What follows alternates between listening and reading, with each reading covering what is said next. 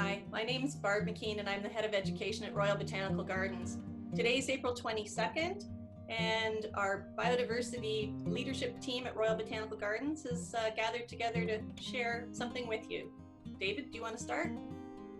I'm David Galbraith, RBG's Head of Science. My 50th anniversary wish for Earth Day is that we learn from the COVID-19 emergency that we are interconnected with all of life and can't live very well in isolation.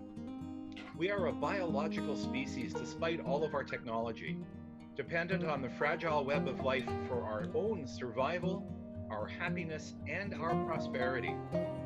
It's my Earth Day wish that we learn to love the beauty and mystery of life on Earth and live better together in peace.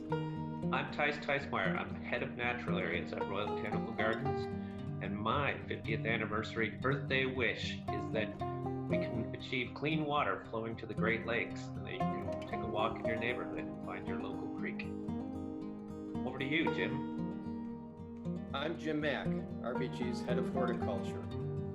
And my 50th anniversary wish for Earth Day is that our isolation will awaken the spring that is hope and renewal within us and our families.